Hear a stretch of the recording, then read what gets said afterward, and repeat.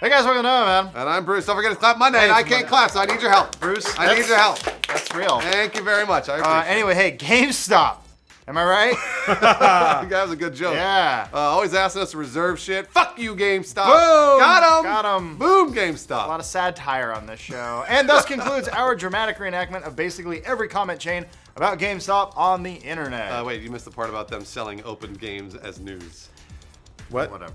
New games. New. Oops. It's funnier when you said news. I don't know. Whatever. We have actual news to report on. Let's get to it. So the games retailer that everyone seems to love to hate just gave commenting curmudgeons some new ammunition today. Yeah, we reported at the end of January that GameStop entered the publishing business by partnering with Insomniac Games for Song of the Deep, a Metroidvania-type game about a girl in a submarine. Yeah, would you like some feelings? Yes, I would. That elevator pitch has indie tears written all over it. Uh-huh. Maybe she has cancer and she's diving to find memories of her lost dad or something. Regardless, GameStop announced today that Song of the Deep isn't a one and done. In fact, they're launching a whole indie games publishing label that they've warmly titled GameTrust. I don't trust it. GameTrust. You're supposed to. It says right there in the title. This old new label is meant to be highly selective. Tell us more about that, Lawrence. According to their highly selective selections, they've picked some pretty good developers. Right now, they've signed Ready at Dawn, Tequilaworks, and Frozen Byte. Respectively, they developed The Order 1886, Deadlight, and Trine. Tron? They made Tron? No, Trine. Trine. It's the one with the little wizard man who draws boxes in there with his No, staff. there's 3 of them. That's a fun game. There's also an archer. Yeah, she has a grappling hook. It's pretty cool. Tron! Stop talking about it. According to GameStop Internal Development and Diversification Vice President Mark Stanley. Yeah, that's a hefty one. GameTrust is targeting this strata of games, basically like upper tier indie, because the upfront cost of those games is so much lower than a huge AAA title. So makes sense. they're not going to publish Gears of War 5, but Submarine Girl, that's a better one to shoot for. Like 6 of those, man. You're gonna crash. You got cancer. We Anyway. don't actually know that. More cancer! Sales are through the roof! We don't know. How many more Kids cancers? love cancer! Oh, boy. Cancer Anyways. DLC. Yeah, so speaking of GameIndustry.biz, Stanley explained that, quote, if we were to go into this with a $40 million AAA game, that would be a pretty huge risk. Just making games is an innately huge risk, as you know. I think the smart approach, which is what we're following, is look for smaller opportunities for smaller games that are still AAA quality. Yeah, Smart. That makes sense. Additionally, Stanley explained that GameStop has the positioning to support new IP launches with the various wings of its business, specifically merchandising. Oh yeah, in the same interview, he remarked that, quote, I don't think we've ever seen the independent smaller games receive a launch like Song of the Deep will have, which is a full lineup of collectible merchandise. Oh man, they're gonna have like the chemo collection, and then the hospital bed collection. And a crying mother of every copy of the game. GameStop seems well equipped to merch the hell out of IP they develop, thanks to a series of acquisitions they've made over the years. Yeah, the most pertinent ones in this case are nerd merch outlet ThinkGeek, which GameStop acquired in 2015, and social mobile gaming hub Congregate, which the games retailer bought in 2010. So what does this mean for GameStop, Lawrence? It means that they have all the connections they need to make merch, like shirts, figurines, stuff like that, as well as develop mobile ports for the new IPs they develop through GameTrust. Yeah, part of the agreement is they get mobile rights and sequel rights to the new IP, even though the developer keeps the creative IP of it. It's an interesting setup. So this begs the question, do they have too many connections? I mean, after all, as we all know, GameStop is the cancer-killing gaming. Aha, just like their game. Yeah. In the prequel, she doesn't have cancer. Oh yet, no, spoiler. but you know it's coming. Spoiler. All right, so let's address the obvious question. Isn't it a massive conflict of interest to have GameStop, the biggest games retailer in America, to also publish its own games? Well, theoretically, they would push their own game at the expense of other games, right? Lawrence? Not really. Okay. As usual, it just comes down to what makes the most business sense. And sure, it might make sense for GameStop to push their own games a little bit, but they're not going to do that to the expense of all the other money they make. Yeah. And Stanley explains as much by saying they're not going to tank their existing relationships just to shine a brighter light on their own games. Right. He said, quote, that is our bread and butter, so we're not by any means going to risk that.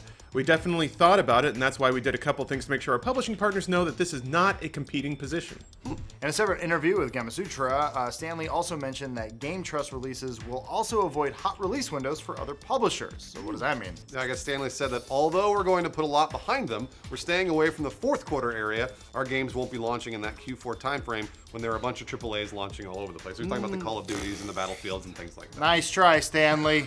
We see through your lies. Why? Your Jewish lies. Hold on. What? You don't even know if he's Jewish. Hold on now. Huh? What he's saying makes sense, right, Lawrence? Kind of? Yes, it is possible, although kind of weird, it is possible for multiple business units under the same company to operate independently. Yeah. So essentially, it's a bunch of independent companies that have to talk to each other as though they were separate, even though they're all owned by GameStop. Stanley addressed possible future conflicts with AAA publishers by saying, quote, "There still will be a separation, and we would definitely like to be treated like a publisher, only an internal one."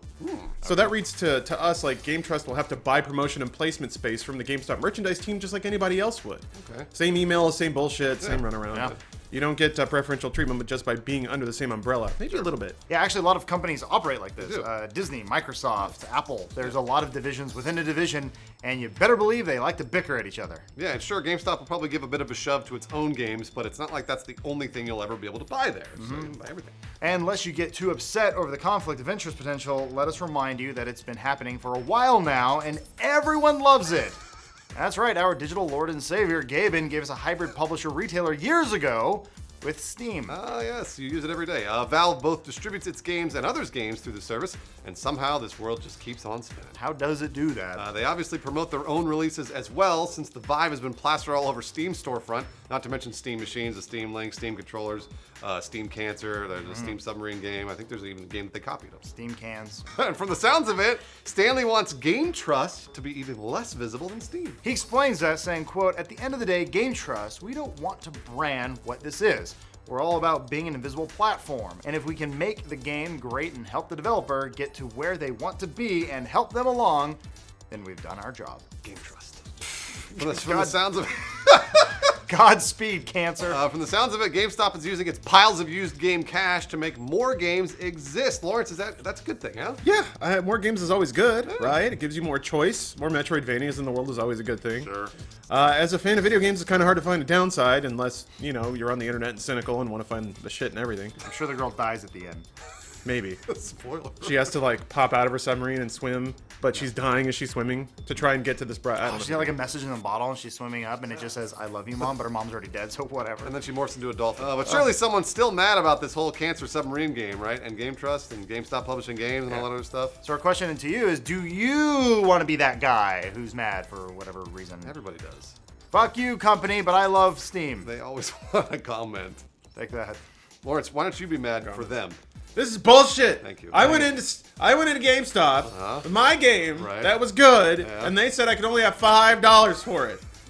And I took the deal, but I'm still gonna whine about it. Saw a guy in Twitter yelling at Amazon because Dark Souls didn't come the day he ordered it. Shouting at nothing. Hey, if they promise it's supposed to be shipped on that day, isn't that something? I also looked at, he had a podcast and it had one view, but it only had one view after I looked at it. So I wonder if I was the view. You were the view. Yeah. Amazon, maybe. God damn you! I'm gonna spend an hour That's talking not even nothing the about saddest it. part. He was on like episode 5. For the longest time as a child, I thought Brendan Fraser was mentally disabled. No. As a young man, He's an actor. I know, and I felt bad for him because I was like, well, he's an Airheads where he kind of plays a retard. And then he would. Adam Sandler plays a retard in Airheads. He plays the normal guy. Well, Oh boy. hear me out. I was going off of the title alone. And then he was George of the Jungle, and I was like, hey, he's kind of retarded. Encino Man. And then he was in Encino Man, and he was like, he doesn't really talk. I was like, that's like a really good disabled actor. Blast from the past. The Mummy. Well, then the Mummy came out, and I'm like, he's not retarded.